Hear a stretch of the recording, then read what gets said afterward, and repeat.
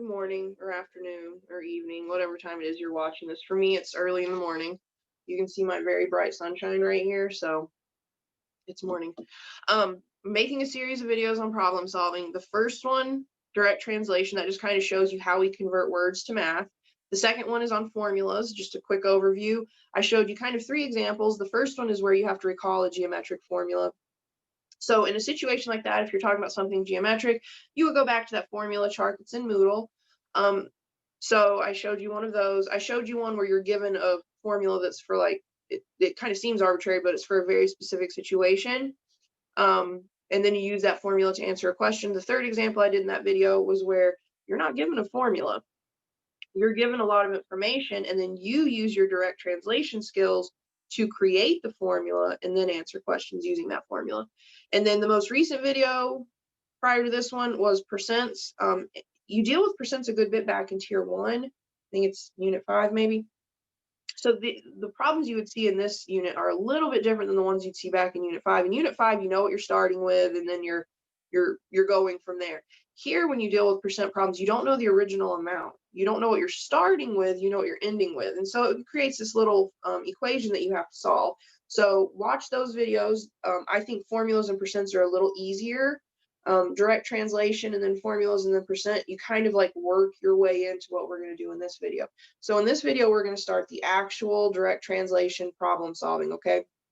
These problems are kind of tough because every single problem is different. And so it can be a little hard to figure out what to do because no two problems are necessarily going to be the same. But I've tried to come up with a process where it's easier-ish, okay? I'm not saying this is necessarily hard, but it's weird because you don't have just a single formula. Like with the percent problems, you have 2 equations and that's it. Here with these problems, all of your equations are going to be different because all of your questions are going to be different. And so once we learn the basic model for these direct translation problems, we'll start looking at special types. So after we do this kind of generic problem solving with direct translation, we'll talk about something called consecutive integers. We'll talk about break-even problems. We'll do some more of these direct translation problem solving type problems, but where there's a geometric focus. And then I might even do a little bit with uniform motion. And uniform motion, those are the ones that if people say they hate word problems in algebra, this is what they're talking about. But they're not all bad. Some of them are actually kind of fun.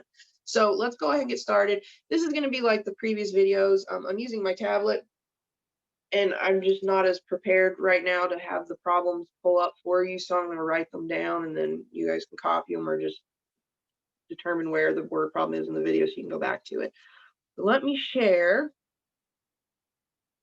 Okay, so I'm just going to dive right in. All right. Benny and Paul have saved, oops, have saved $56. Okay. Benny saved $8 more than Paul. How much did each person save?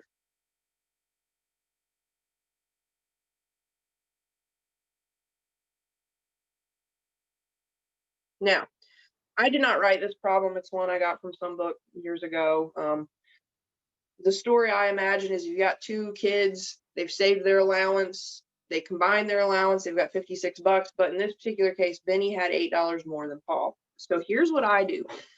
To me, this is a tried and true method. If you love it, great, use it. If you don't like it, you can convert this very same method to a horizontal method. My method is kind of vertical / horizontal, but the general idea is going to be the same no matter what book you look at, no matter what video you look at, no matter what instructor you have. I've just tweaked this method very slightly. So what I do is I start in words. Benny and Paul saved $56. So I know that if I take the amount that Benny saved and I add it to the amount Paul saved, I'll get $56. Okay. What I want to do now is take this Benny plus Paul, however much Benny saved plus however much Paul saved, we know it equals $56. I then want to convert this to algebra. Okay, so here's where the direct translation part comes in. And what I told you way back in that first video of this series was that it's up to you, the mathematician, to assign the variable to what you don't know. So what I do is I go back to the problem and I look for a hint about one of these two things. So the second sentence of this problem is the hint. Benny saved $8 more than Paul. I know something about Benny. I know nothing about Paul. So I'm going to let Paul be the variable X. So the amount of money that Paul saved is X. And what we know is that Benny saved 8 more than Paul. So for Benny, he saved the same amount as Paul plus $8 more. Okay. So if Paul saved $8 or X dollars, Benny saved X plus $8. Okay. Now what I'm going to do is vertically, I'm going to combine like terms. So right here in this column, I have X plus X. So that's 2X. And then in this column, I have 8 plus really nothing. So if I combine their savings, I would get X plus 8 or 2X plus 8. And now what is happening is this line right here, this is your equation to solve. So I'm going to rewrite the equation over here. 56 equals 2X plus 8. I want to isolate my variables, so I'm going to subtract 8. So let's see, 56 minus 8 is what? 48. I'm getting a little rusty. The 8's cancel. I'm left with 2X. Okay. And then what I need to do is I need to finish solving. I need to isolate that X. And the issue now is the X is being multiplied by 2. The way we undo multiplication is division. So I divide each side by 2. And I get X equals 24. Well, cool. But what does that really mean? We have to make sure we answer the question being asked. The question isn't what is X? The question is how much did each kid save? So let's go over here. We know that X is 24. Okay, so Paul saved $24. Benny saved $24 plus 8. Okay, so if I go ahead and add these columns right here, 24 plus 8 is 32. 32 plus 24 is 56, and that's what their total savings would be. So what you want to do in a problem like this is don't leave it like this.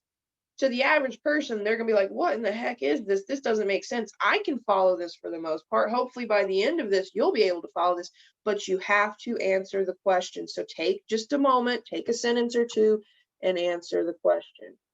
Paul saved, remember, Paul was X, so he saved $24. Paul saved $24, and Benny saved, whoops. Well, you got to go back up here to some of our side work. Benny saved 24 plus 8 or $32. So make sure you answer the question that is being asked. Once you get X, you're not generally done with these problems. Okay? X told us how much Paul saved. We then had to use that value to figure out how much Benny saved and write out your answer. Again, in Ed Ready, they may have you just type in a few numbers, but when you get to the math department and you're working in one of your curriculum level math classes, a word problem like this, you generally need to label your answer. Okay? Let's try another one. A 12-foot board is cut into 2 pieces.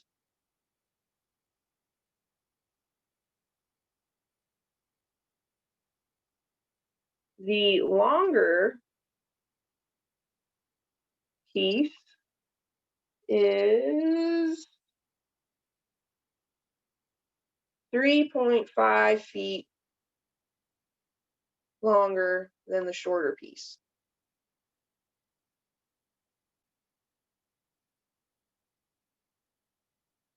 What is the length of each piece? This is almost identical to the Benny and Paul situation. Believe it or not, we're going to have something like quite literally almost identical. It's just a completely different situation. And this is what I'm talking about. Even though these two problems are almost the same, they look so different on the surface. So that's what frustrates a lot of math students about problem solving is all the problems are kind of different. Even though they're similar, it's still a different situation, different numbers. It can be a little daunting. So let's finish. What is the length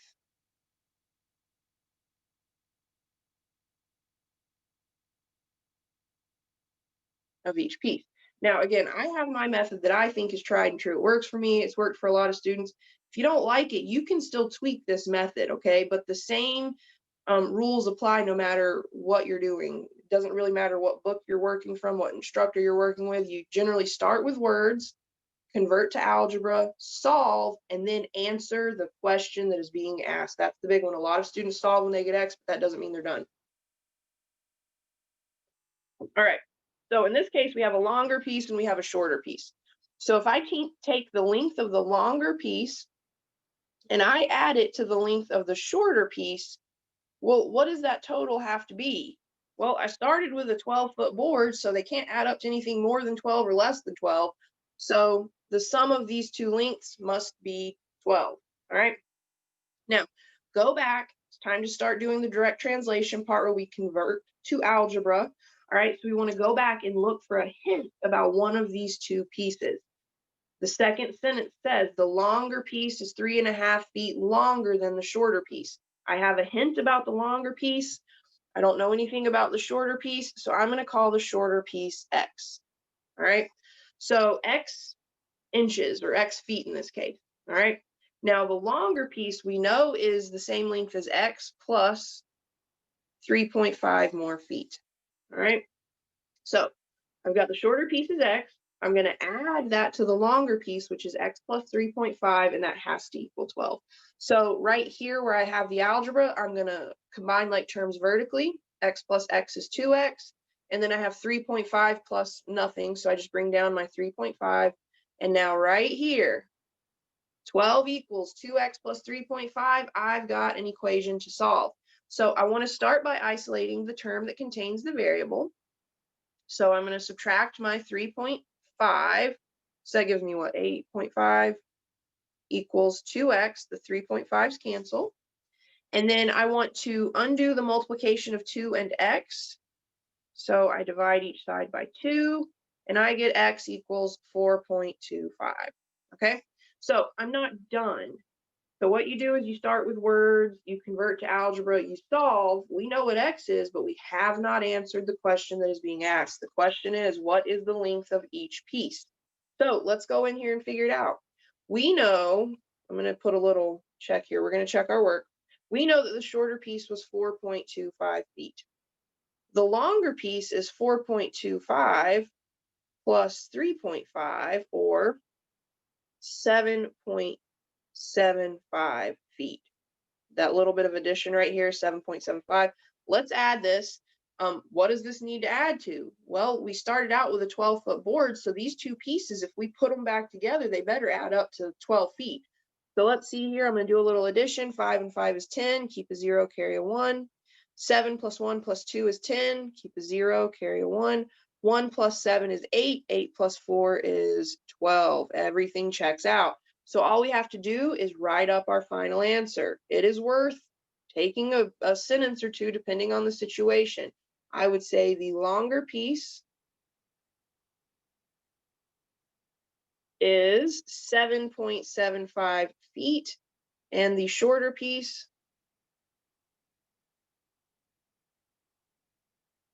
is 4.25 feet. And then I would consider myself done.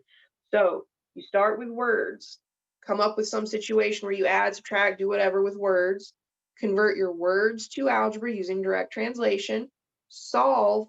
Once you have X down here, you are not done. You then have to answer the question that is being asked, okay? And then finally, write out your final answer.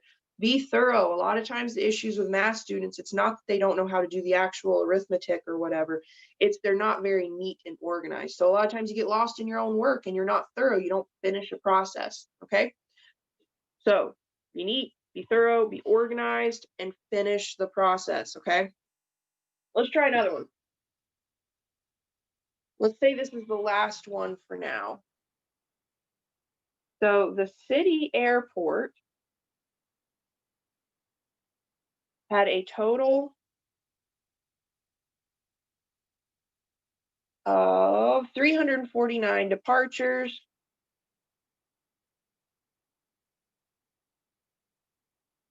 on Monday, Tuesday, and Wednesday. Okay. There were 29 more departures on Tuesday than on Monday. And I am abbreviating the days now, just to be clear. There were 16 fewer departures on Wednesday than on Monday.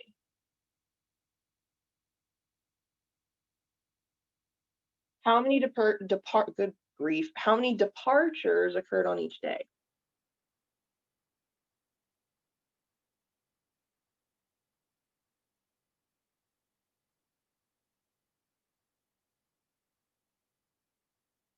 Okay, so this one's a little longer. I think it's pretty clear to see that we're dealing with 3 items. We're dealing with departures on Monday, departures on Tuesday, departures on Wednesday. In the 2 previous examples, we were only dealing with 2 situations. The first one we had Benny's savings and then Paul's savings. The second example, we had a longer piece of a board and a shorter piece of a board. It's the same process. We just have 3 lines versus 2, okay? So if I take the departures on Monday, add them to Tuesday, and then add that to Wednesday, I'm going to have a total of 349 departures. Okay. And I am squeezing a little bit to try to fit this all on one page. So we have 349 total departures between Monday, Tuesday, and Wednesday. What we need to do is go back and look for hints about 2 of the 3. So with these problems, you're going to have hints about everything but one of the items. Okay. So in this case, we'll have hints about 2 of the days. We won't have a hint about the third. The third day is the one that we're going to assign the variable to. So there were 29 more departures on Tuesday. Okay, we know something about Tuesday. This is a 16. It doesn't really look like it, but it is. All right, there were 16 fewer departures on Wednesday. That means we know something about Wednesday. The day they haven't given us any hints about is Monday. So we're going to let Monday have X departures. All right, so now let's go back to Tuesday. There were 29 more departures on Tuesday. So 29, or 20, I don't know where I said 29. So Tuesday had X departures, and then they had 29 more than that. So they had the same amount of departures on Monday, but 29 more. All right. So then on Wednesday, they had 16 fewer departures than they did on Monday. So you take the number of departures on Monday, so it's going to be the same as whatever Monday was, but then we're going to subtract 16 from that. Okay, so Monday we didn't know anything about. We assigned the variable to that. Tuesday, we take the same number of departures that existed on Monday, but we add 29 more. And then on Wednesday, we take the same departures as Monday, but we subtract 16 because we had 16 fewer departures on Wednesday than on Monday. So now what we want to do is we want to combine like terms. So in this vertical situation, we're going to combine down. So I've got x plus x plus x, or 3x. And then I've got nothing plus 29, which is just 29. And then 29 minus 16 is 13. Okay, so now you have an equation to solve, right? So I want to isolate the term that contains the variable. So I'm going to subtract 13. All right, 13's on the right, cancel, leaving me just 3x. And then on the left, I have 349 minus 14. So let's see, we get what, 336? And now I need to undo the multiplication of 3 and x. So I divide by 3. And I get x equals what? 112. All right, now keep in mind, we're not done. All right, we need to go back and double check. We're going to check all of our work, and we're going to answer the question that's being asked. The question is, how many departures occurred on each day? Okay, so Monday, we know we had 112. Monday was X, it gets 112. Tuesday, we had 112 plus 29. We get 141. And then on Wednesday, we had 112 minus 16. So we get what, 96? All right. So at this point, whoops. At this point, we want to take what we think are the departures for each of the 3 days. We want to add them up, and our departures need to add up to 349. So again, we're pretty sure Monday's 112, Tuesday's 141, Wednesday's 96. Let's add up and see. So let's see, in the first column, I've got 2 plus 1 plus 6, which is 9. Good so far. 1 plus 4 is 5, plus 9 is 14. So keep a 4, carry 1. And then I've got 1 plus 1 plus 1, which is 3. Everything checks out. So we can now verify that there were 112 departures on Monday,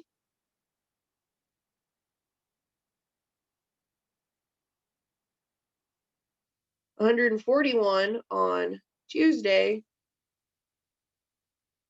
and 96 on Wednesday. Don't forget, you're not done when you solve for X. After you solve for X, you still have to go back and answer the question that's being asked. To go back, answer the question that's being asked, check your work like we did right here. All right, check your work, and then answer the question by writing out your final answer neat and clear, okay? Make sure you finish the process, all right? Okay, so fourth video in this installment, remember we did direct translation, we did formulas, we did percent markup, markdown. This video, we just talked about just really generic direct translation. So how to take this really kind of involved word problem and convert it to an equation and then solve it. Just make sure you start with words. So you got to read that problem 2, 3, 4 times sometimes. Start with words. Monday plus Tuesday plus Wednesday equals 349. Okay. And then convert Monday, Tuesday, and Wednesday to algebra using direct translation. Solve your equation. Okay, go back and answer the questions being asked. Check your work. That's big. A lot of times, if you just check your work, you can realize you've made a huge goof by just like thinking about, does this answer make sense? And then at the end, write your answer out very clearly. Don't ever assume your reader is a mathematician. Obviously, in a math class, your reader is a mathematician, your instructor. But in the real world, your reader is not necessarily somebody that's going to understand the math. They're going to understand the final answer. So write out that final answer. Okay. Now, when you're dealing with these direct translation problems, there are so many types, okay, tons. There's no way to possibly cover everything that could show up. This is just a sampling, and I'm showing you my method for how I solve these just really generic problems, okay? I'll do a video on consecutive integers. That's a little different. I do that one a little, I mean, it's basically the same method. I do it vertically, but it's kind of a little bit more formulaic. It's sort of a nice combination of percents where you have this one idea that's like always gonna work, all right? And then I tie it to the method I just showed you. And then we will talk about break even. They're just totally different problems. It's a different setup. We'll talk about geometry. Okay, so we're going to do basically exactly the setup we did today, but we're going to talk about supplementary, complementary, angles, and triangles. And then I'm going to go back through EdReady and just really dig and see how much they do with uniform motion. So uniform motion, they're the problems that are like in pop culture all the time, like 2 trains leave a station at the same time heading in opposite directions. Those type problems are uniform motion. Okay. So I'll go back through EdReady and I'll see how much they cover with that. And I'll also look to see if they do any other weird type of problem, and I'll make a video. So I think the next installment is going to be probably consecutive integers, then break even, then geometry, and then I'll kind of see about uniform motion. Okay. Best thing you can do is come to Zoom. Come to Zoom prepared. You can't just come to Zoom and say, I'm confused or I'm having a hard time. Really get specific, okay? Come to Zoom as often as you can. You can have lots and lots of questions, but be specific, okay? We can't, in an hour and 15 minutes, teach you a whole unit, okay? We can really dive into a particular topic, okay? But you got to come ready. And if you're having trouble with a very specific question, start taking screenshots of those questions and then have them ready so you can either show us when you're on Zoom, we can let you share your screen, or you can email them to us ahead of time and we can look over them. And then when you join Zoom, we can go over them. But if you've got a specific question in mind, you've got to let us see the original question, because a lot of times it could be like you've missed a word, or you've missed a number or a plus sign or something simple that you just overlooked or missed. And that's the issue all along. Okay. So make sure if you've got a very, very, very specific question you're concerned with, let us know. Send us a screenshot or be ready to share your screen. Okay. Come to Zoom as much as you can. Let us know what you need. We can make more videos, but you've got to communicate with us and tell us what you need. We can do tons for you, but we got to know what you need. All right. So watch these videos. Let us know what you need and get back to us. Take care.